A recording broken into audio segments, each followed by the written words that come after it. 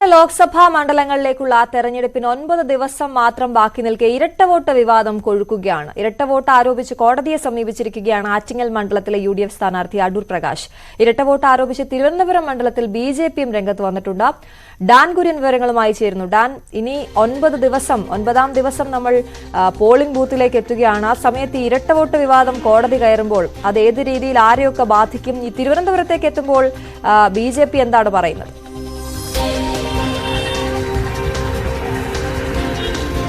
അശ്വതി, 2019 ലോക്സഭാ തെരഞ്ഞെടുപ്പിലും ആറ്റിങ്ങൽ മണ്ഡലത്തിൽ മത്സരിച്ച UDF സ്ഥാനാർത്ഥി അവിടെ വലിയ തോതിൽ ഇരട്ട വോട്ടുകൾ ഉണ്ട് എന്ന ആക്ഷേപം ഉന്നയിച്ചുകൊണ്ട് രംഗത്തെത്തിയിരുന്നു. അതിൽ തെരഞ്ഞെടുപ്പ് കമ്മീഷന് പരാതി നൽകുകയും ആ ഇരട്ട വോട്ടുകൾ മാറ്റുന്ന തരത്തിലേക്കൊക്കെ നടപടികൾ മാറുകയും ചെയ്യുന്ന സാഹചര്യമുണ്ടായിരുന്നു. അതിന് പിന്നാലെയാണ് ഈ 2024 ലോക്സഭാ തെരഞ്ഞെടുപ്പുമായി ബന്ധപ്പെട്ട വോട്ടർ പട്ടിക തയ്യാറാക്കിയതിൽ 1,61,000 ഇരട്ട വോട്ടുകൾ ഇടം പിടിച്ചിട്ടുണ്ട് എന്ന ഗുരുതരമായ ആക്ഷേപം ഉന്നയിച്ചുകൊണ്ട് അടൂർ പ്രകാശ് ഹൈക്കോടതിയെ സമീപിച്ചിരിക്കുന്നത്. അദ്ദേഹം മുഖ്യ തെരഞ്ഞെടുപ്പ് കമ്മീഷണർക്ക് ഇതുമായി ബന്ധപ്പെട്ട പരാതി നൽകിയിരുന്നു. പക്ഷേ മുഖ്യ തെരഞ്ഞെടുപ്പ് കമ്മീഷണർ ഇത് തള്ളിക്കളയുകയാണ് ചെയ്തത്. അദ്ദേഹം പറഞ്ഞത് ഈ വോട്ടർ പട്ടികയിൽ പേര് ചേർക്കുന്നതടക്കമുള്ള നടപടികൾ വളരെ ട്രാൻസ്പെറന്റ് ആയിട്ടാണ്, സുതാര്യമായിട്ടാണ് നടന്നിരിക്കുന്നത്.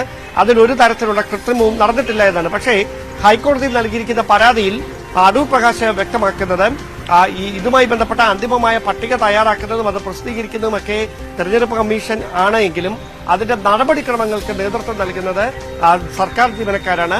അങ്ങനെ സർക്കാരിനോട് അനുഭവമുള്ള ജീവനക്കാർ അവർക്ക് വേണ്ടി ഈ വ്യാജ വോട്ടുകൾ ചെയ്യുന്നതിന്റെ ഭാഗമായിട്ടാണ് ഇത്തരത്തിൽ ഈ ഇരട്ട വോട്ടുകൾ ഉണ്ടാക്കിയിരിക്കുന്നത്. അത്തരത്തിലുള്ള നടപടിയാണ് ഇവിടെ ഉണ്ടായിരിക്കുക. അങ്ങനെ 1,61,000 ഇരട്ട വോട്ടുകൾ ഉണ്ട് എന്നാണ് അടൂർ പ്രകാശ് ഹൈക്കോടതിയിൽ നൽകിയിരിക്കുന്ന പരാതിയിൽ വ്യക്തമാക്കിയിരിക്കുന്നത്. എന്തായാലും കോടതിയുടെ ഭാഗത്തു നിന്ന് എന്ത് തരത്തിലുള്ള ഇടപെടലായിരിക്കും ഈ വിഷയത്തിൽ ഉണ്ടാകുക എന്നതാണ് നിർണായകം. അതോടൊപ്പം തന്നെയാണ് തിരുവനന്തപുരത്ത് BJPയും സമാനമായ ആക്ഷേപം ഉന്നയിച്ചുകൊണ്ട് ജില്ലാ കളക്ടർക്ക് പരാതി നൽകിയിരിക്കുന്നത്. 40,000-ഓളം ഇരട്ട വോട്ടുകൾ തിരുവനന്തപുരം ലോക്സഭാ മണ്ഡലത്തിൽ ഉണ്ട് എന്ന് കാണിച്ചുകൊണ്ടാണ് ജില്ലാ കളക്ടർ ജെറോമിക് ജോർജിന് BJP പരാതി നൽകിയിരിക്കുന്നത്. പക്ഷേ ജില്ലാ കളക്ടർ ഈ പരാതിയിൽ അടിയന്തരമായ നടപടി എടുത്തില്ല എന്ന ആക്ഷേപവും BJP കേന്ദ്രങ്ങൾ വ്യക്തമാക്കുന്നുണ്ട്. അശ്വതി, ശരി, ഡാൻ കുര്യനാണ് വിവരങ്ങൾ നൽകിയത്. എന്തായാലും ഇരട്ട വോട്ട് കോടതിയിലേക്ക് എത്തിയിരിക്കുമ്പോൾ ഇനിയുള്ള നടപടികൾ എങ്ങനെയാകും, ആർക്കത് തിരിച്ചടിയാകുമെന്നൊക്കെയുള്ള കാര്യം നമുക്ക് നോക്കി കാണേണ്ടതുണ്ട്.